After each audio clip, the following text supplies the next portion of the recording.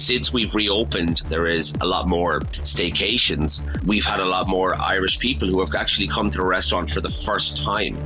I hope that with the pandemic, or one of the positives is that people might re-experience their own place and actually enjoy the food offering from that place. Today on Dirty Linen, we are heading across the seas to Ireland, to Galway, a place that I love a lot. My father-in-law is from Galway. We are talking to chef and restaurateur JP McMahon. He's the owner of the Michelin-starred Aniar, Spanish Cava Bodega, and wine bar Tartare. He's also the founder of the food symposium Food on the Edge, which is happening this October, both virtual and in person. You've been to Australia, and I know that there are Australians taking part in Food on the Edge. I saw that you've just announced Mark Best, JP. But firstly, welcome to Dirty Linen. I'm really thrilled to be chatting to you. Thanks so much. It's really great to have you on the show. You're such a huge figure in the food scene in the UK, and I'm really keen to hear from you. First of all, just what's the situation like? You've reopened. How are things?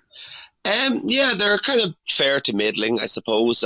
We reopened just 2.5 weeks ago, and Aniar had been closed for 18 months.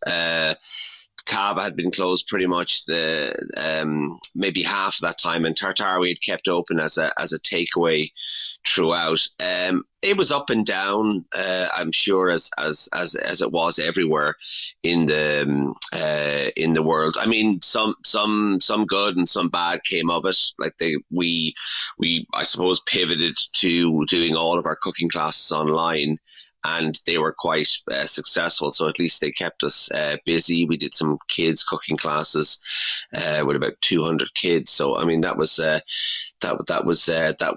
good. I suppose the bad side is we still don't know what the effects are, in the sense of, even for example with Aniar, it's quite dependent on tourism.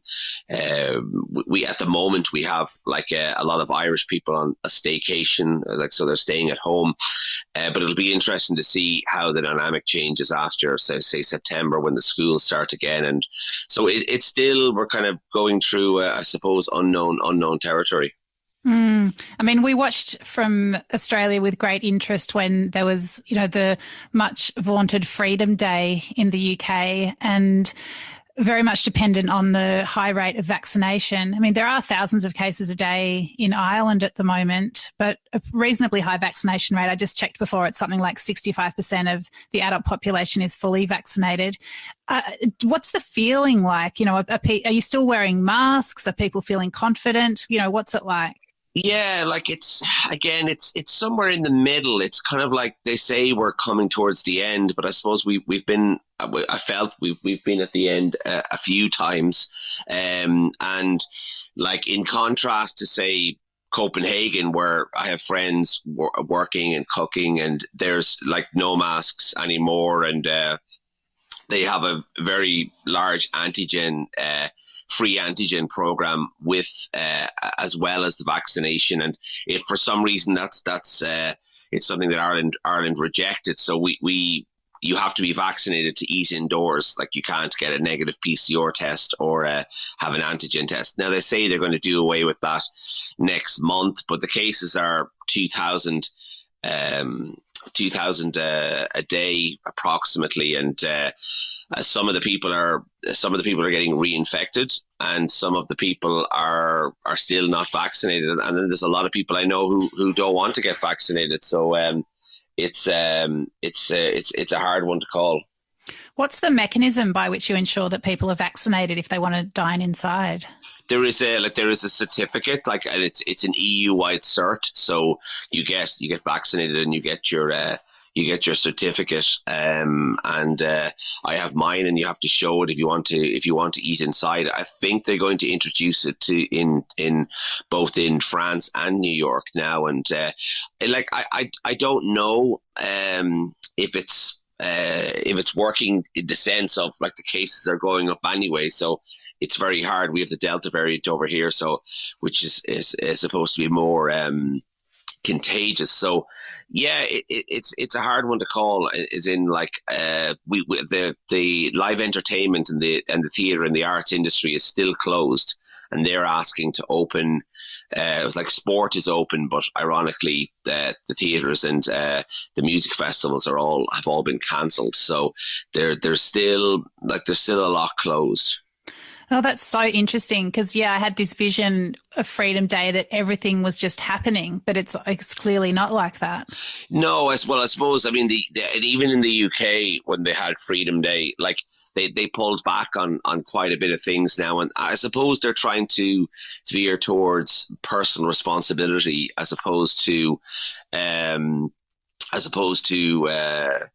regulations, and possibly as we approach in Ireland, I think we have 80% of the population has had one dose, and I think as we approach the 80% with two doses, I think they're going to have to do something. Like I think in Greece now they have opened everything and just said, well, the vaccinated are vaccinated, the unvaccinated are not, and they can't keep the economy closed any longer, because I suppose at the end of the day, there's only so long you can keep the economy closed, because we're borrowing money. Restaurants, we're still getting grants because we have maybe 30% of our seats not used because of social distancing. So there's only so long that we can, I suppose, do that before, I suppose, the society itself becomes under severe pressure.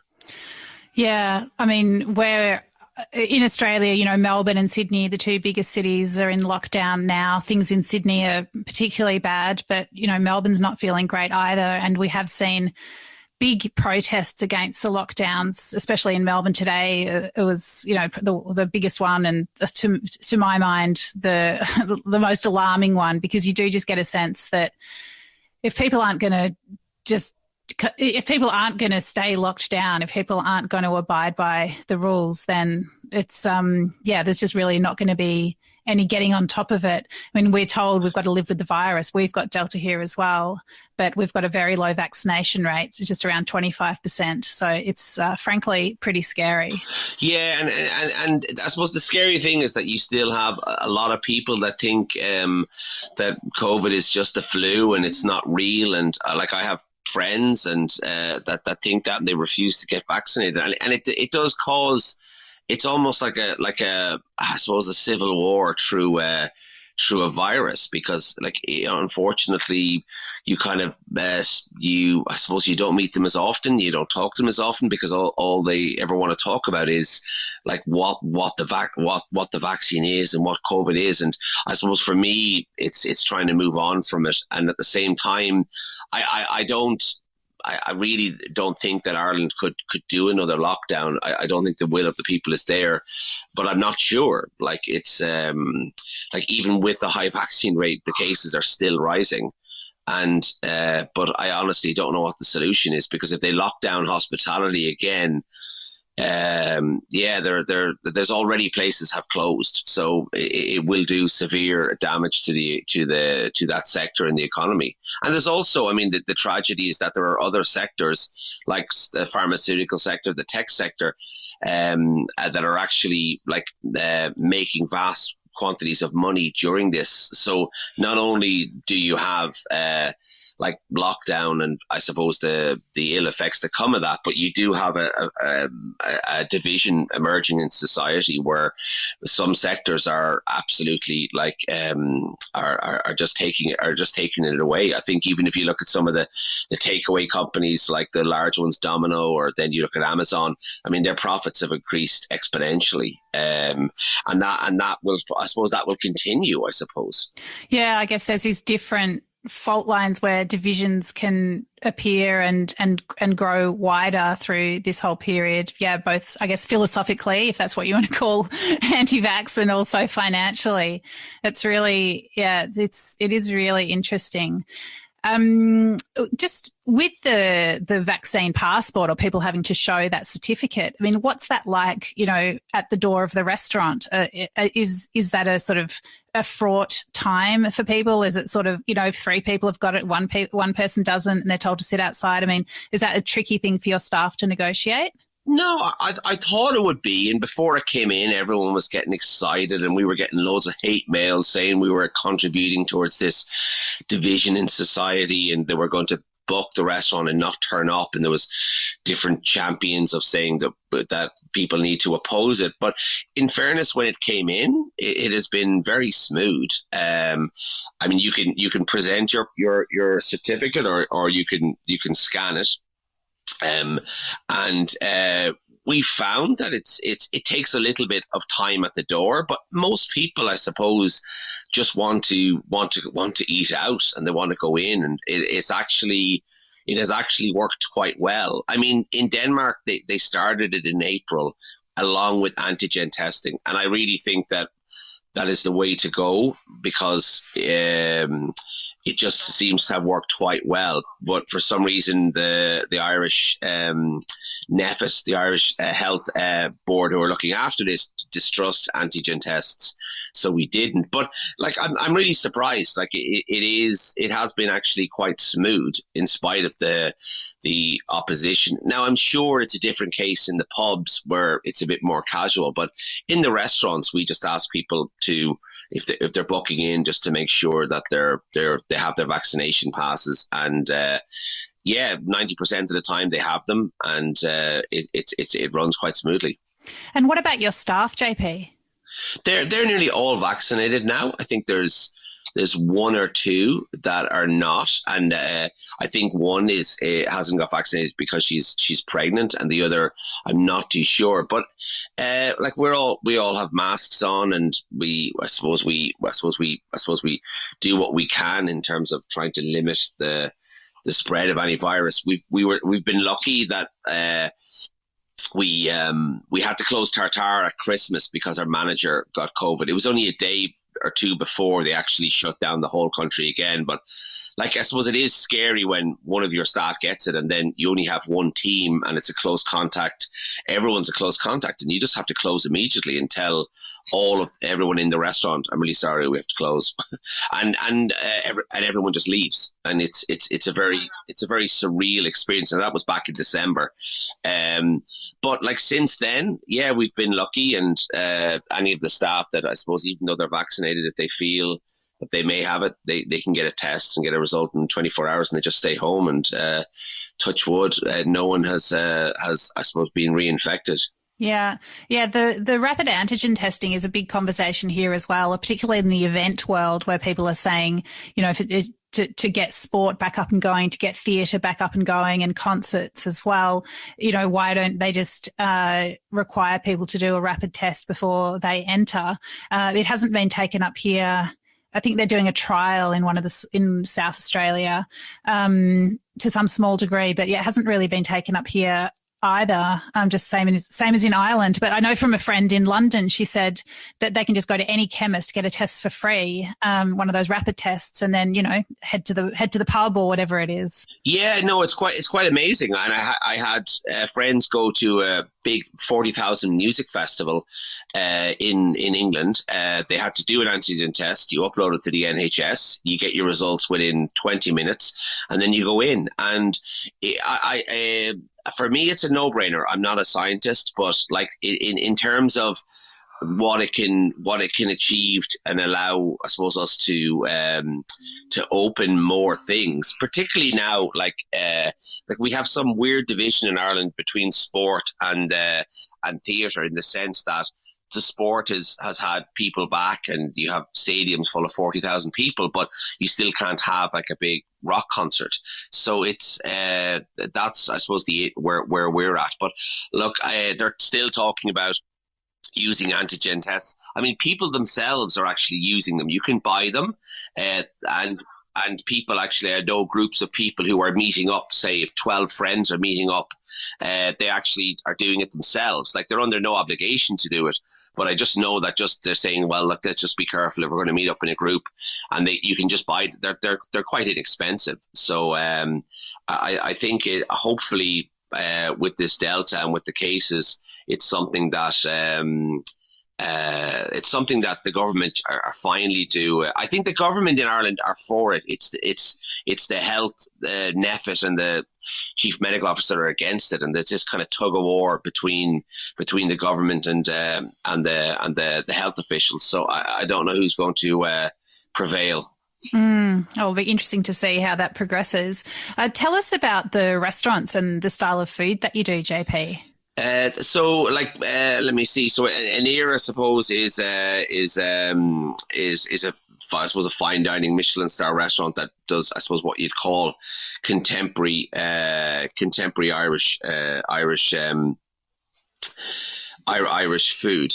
So it's very influenced by the Nordic food movement. In, I suppose, when we opened in 2011, we use a lot of different wild herbs and seaweeds, and it's quite.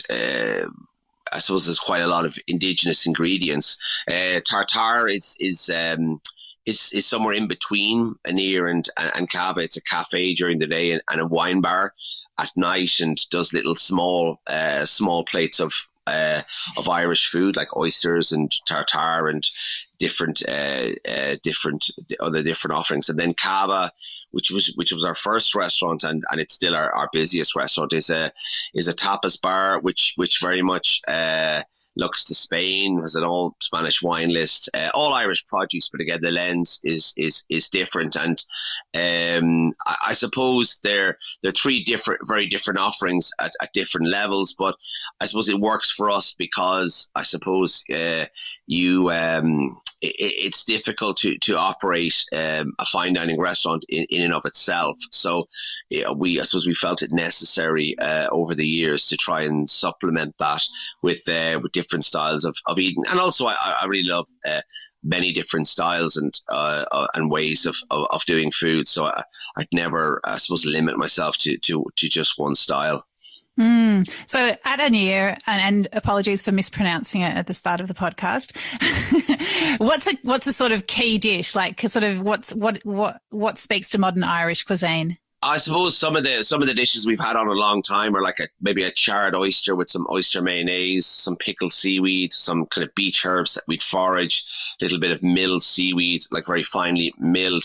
I mean, everything is very delicate, but all of the produce is Irish. We have like a lamb dish, and we might have a little pork belly dish, and like I suppose the seasoning is key, and like because we don't use, say, citrus fruits or spice or pepper, all of our seasoning comes from the wild. So whether that's through a flower, through a berry, through something that we've preserved or fermented.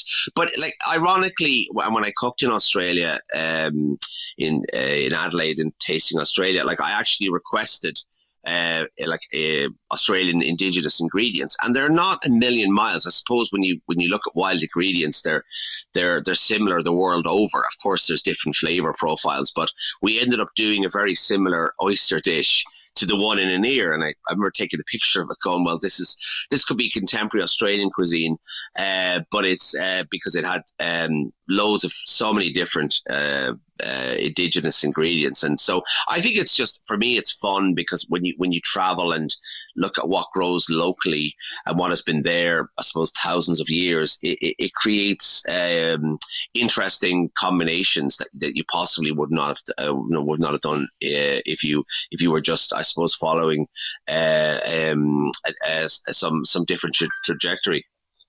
Yeah, that's so interesting. I mean, especially with the seasoning, I love the idea that you're not that you're keeping that very true to the region as well. And it sounds like seaweeds are quite a big focus as well. Yeah, absolutely. And I suppose seaweeds have always been important because not only because we're by the coast and there are so many of them in Ireland, but they've also been overlooked for a long time in Ireland because of the way that the land, there is security of the land, and pretty much from when the potato came into Ireland in like the late 1600s, early 1700s, I mean, there was a kind of turning away from the wild because there was a stability, ironically, in the potato for a while, and then there wasn't. So I suppose it's important information to to keep or to try and relearn, because it's easily forgotten. And then if you have a generation or two that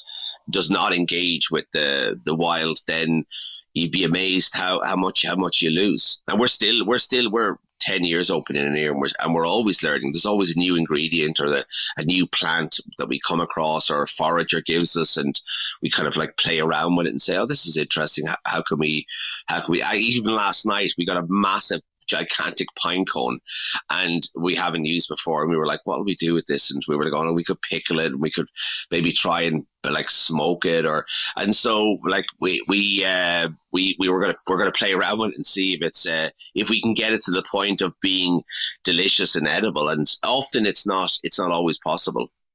You mentioned that Aniar is very dependent on tourists. I mean, with doing that sort of investigation of the cuisine of the region, do you find that that's something that the locals are interested in, or are they a little bit hard to bring around?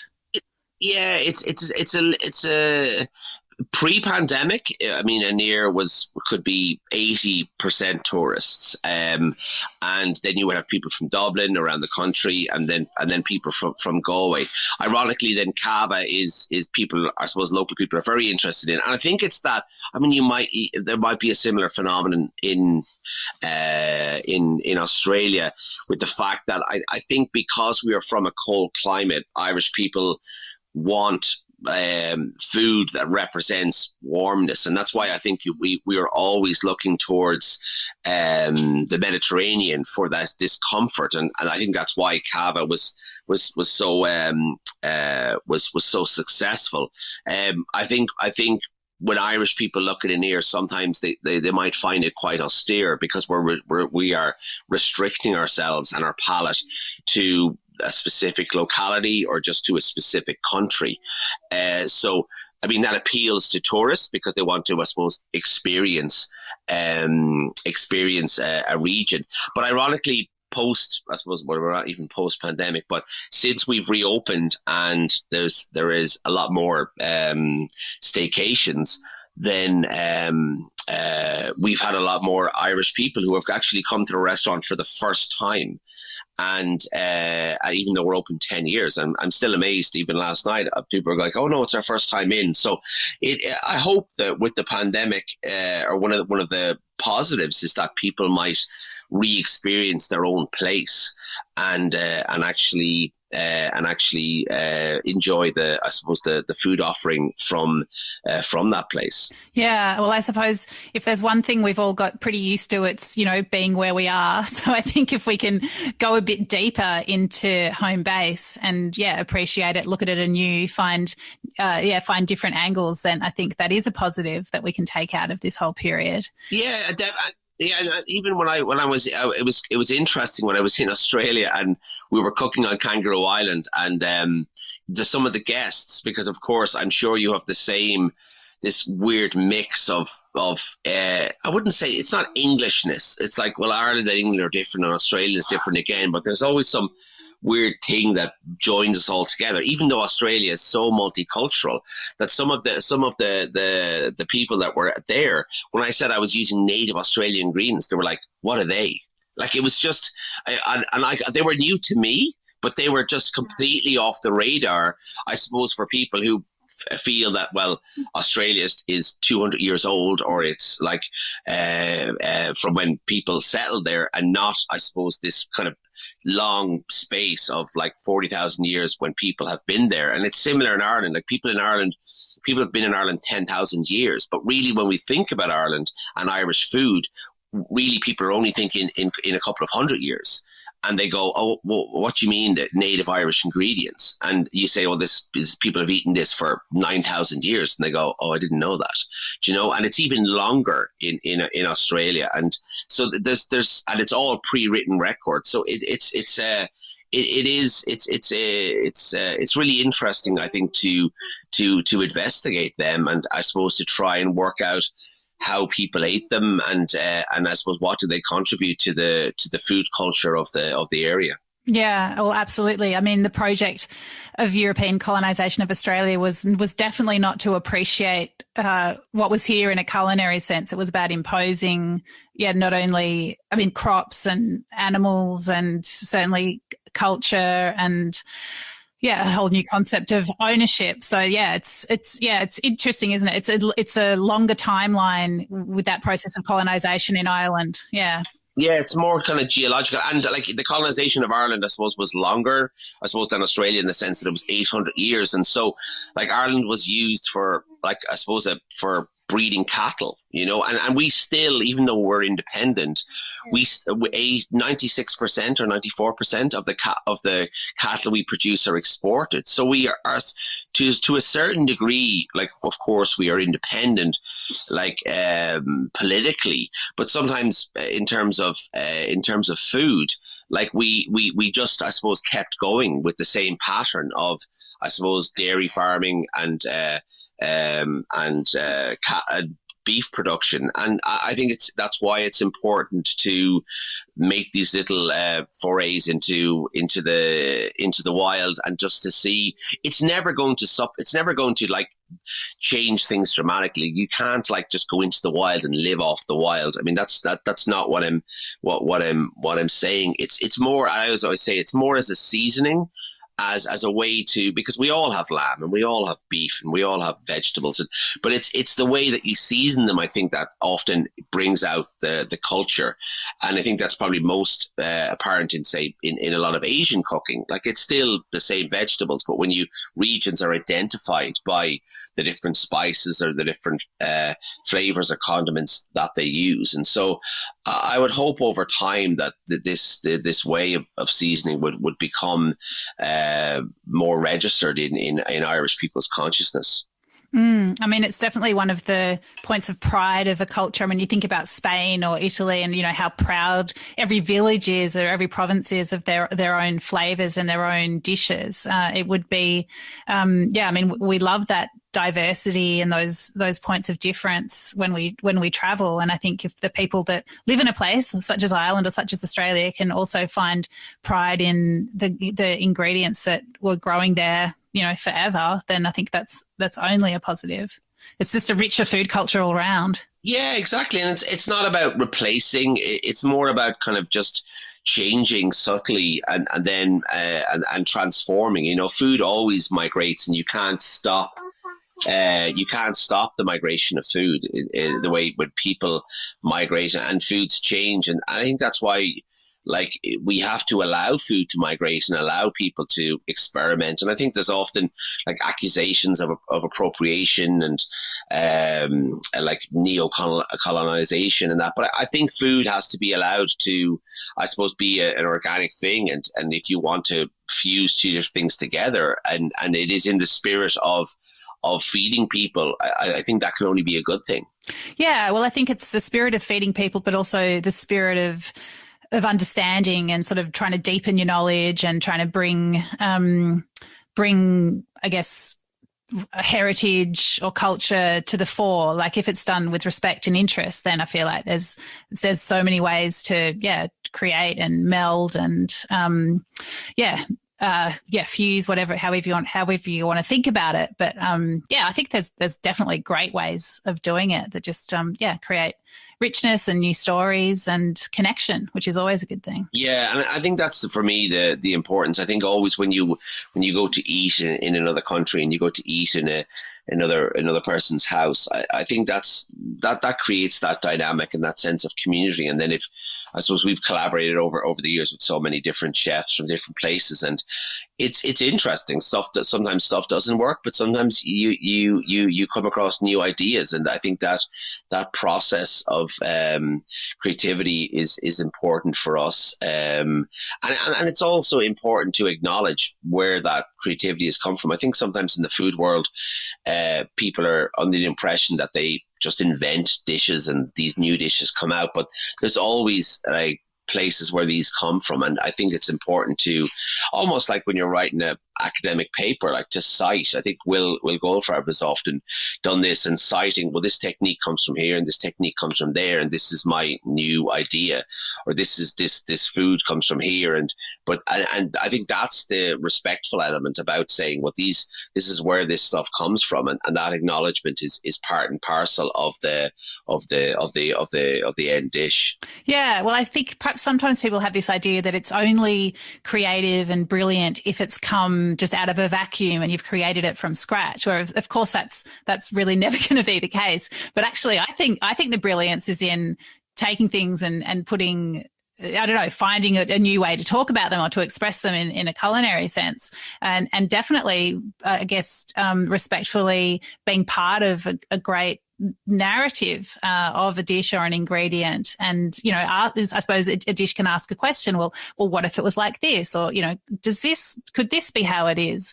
You know, just in this moment, perhaps, or just in this place. I think, if you see yourself as part of a lineage and a narrative, then I think that's the best thing about food, I reckon. Yes. No, I absolutely. I think that's what makes it exciting, and that's what I suppose that also makes you feel, as you said, that you're communicating with food through different generations, you know, or even in between generations, whether it's 5 or 10 year, or you see, I mean, we were open in Aniar 10 years, and like other restaurants have opened since us and have developed along similar lines. And I think that's a really good thing to see us in terms of this trajectory, as opposed to see us in terms of being oppositional. Well, they opened and they're copying us, or they're taking away from this. I just see it as a kind of spectrum of like an investigation into Irish food or Irish food culture.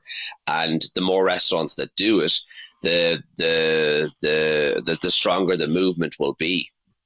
I'd love to talk about Food on the Edge. The whole idea of a live food event is very exciting to me, from Locke down Melbourne. I think the Melbourne Food and Wine Festival was cancelled last year, snuck in March, and then the winter program's just been cancelled, or perhaps postponed. But, you know, it's just very hard to get live events happening these days. I know yours has a virtual element as well, but tell me about it.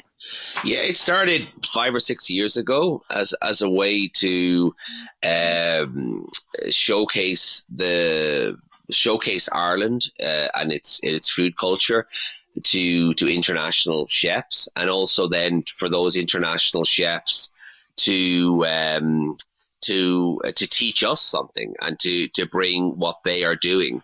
And it has changed over the years in terms of its philosophy and its outlook, in terms of possibly when we began first, we had a lot of, say, fine dining chefs and represented in the mix, a lot of Michelin stars, a lot of the world's best restaurants, and we've kind of ended up somewhere in the middle, where of course those players are important is for the development of food, but we've also kind of taken a wider kind of social gastronomic lens to the whole process, and looked at how food is evolving in different places, like hospitals or institutions or prisons, or in small micro communities. And so we try and mix it up between figures that are very well known in the food world around the world, and figures that people may not have heard of, that we receive through recommendations, saying this person is doing something really interesting in this part of the world, and that's the kind of the blend. And we missed last year because of COVID. We released a book, it's a free ebook called Cooking After COVID. It's still, I think you can still download it from our website. And we asked people from all over the world just to send an email, similar to like a letter about how they're dealing with COVID or how they're responding to it. And I think there's about 200 emails in the book that we received from various different people. And this year we're fingers crossed. We're going for a blended event. The virtual aspect, the tickets are on sale, and people can do that. The in-house element is a little more difficult. At the moment, you can't do anything indoors for that amount of people, for 200 or 300. So we have a tent that is going to be outside, and we can have 200 at the moment. I'm hoping by the middle of October we'll be allowed to have 300, and we have 50% of the participants are 50% of the speakers are coming, and the other 50% are just speaking virtually. And we decided that anyone outside Europe this year would just speak virtually, just because we just don't know the situation outside Europe. Like in Europe now, we have a COVID cert where you can fly as long as you're vaccinated, so there's no issue there. Whereas even, say, you mentioned, Mark, at the top of the program, I mean, Sydney and Melbourne locked down again. I mean, if we pay for flights, then people can't come, and it's hard to recoup some of those losses. So we just made that decision, and hopefully, fingers crossed, it will go ahead, it will happen, and we're entering new territory again in terms of this streaming it, and I hope it will bring it to more people around the world. Yeah, well, that's the advantage, isn't it, of doing things virtually, is that people are able to access it who wouldn't be able to get there in person necessarily. So what do you reckon the big sort of strands of conversation will be? Well, our theme this year is social gastronomy. That's which I mentioned, and so I think that food as a vehicle for whether it's empowerment, whether it's development of culture, whether it's the development of community, I think that will be one strand. And I think the other strand will most definitely be like how COVID has changed the way people eat, and I suppose the way that we cook, or the people that we cook for. And I think that would be certainly a massive talking point. Like, we'll have a little artisan market, and even the conversations that happen with the people off stage. I think a lot of that will be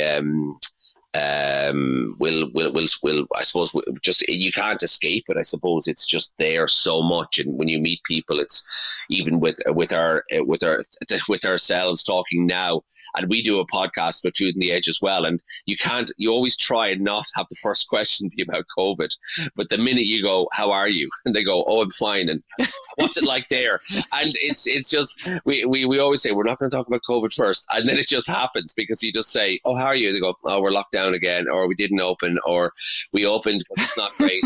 And so it's I'd say, even though we're trying for the theme to be on social gastronomy, I think the theme will be on COVID, but who knows? Well, I mean, they're interwoven, aren't they? I mean, it is, yeah, I think definitely. Yeah, COVID is pretty dominant, and I suppose it threads in and out. In Australia, we've had long periods where we haven't had to worry about it too much. But I think, it's been a bit of a false dawn. Yeah, and the weirdest thing is that I suppose we were looking at Australia and New Zealand as kind of like champions over here, going, oh my God, they have it right, and it's all grand, and this is what we need to do. And we tried the whole hotel quarantining, and because we share a border with England, with Northern Ireland, it didn't work, and yeah, it's just, there is so many, I think, false dawns over the last 2 years, and even still now we're open, but the cases are 2,000, and I'm still worried that, oh my God, in September, are we going to be closed again? It's like, are we going to be closed for, like, I think last year we were closed for 8 to 10 weeks, and then we were open to Christmas for 3 weeks, and then we were closed again for 6 months. So we're certainly not out of it yet, and it'll just it remains to be seen. My friend is working in the vaccination centre, and they're doing thousands a day, but she said they're running out of people to do. Like, nearly everyone who wants to get vaccinated is done, like from say the 25 up to 65 to 70. So like, if we're running out of people to vaccinate and the cases are still high, I don't know where else we can go. It's do we just, I suppose, learn to live with it, or what do we do? Well, I certainly do not have the answer, but they're questions that we can't help but keep asking. JP, it's been such a pleasure to have a chat to you today. I really look forward to the time where I can come back to Ireland and, enjoy exploring contemporary Irish cuisine in your safe hands. Thank you so much for chatting today. Thank you so much. This is Dirty Linen, and I'm Dani Valent. We air the issues that the hospitality industry finds hard to talk about, hearing from different people with unique perspectives. We want to hear from you as well. If you have something that needs to be said about a topic, get in touch so we can include your perspective. Contact us at dirtylinen@deepintheweeds.com.au or hit us up on Insta at Dirty Linen Podcast. We can't wait to hear from you. This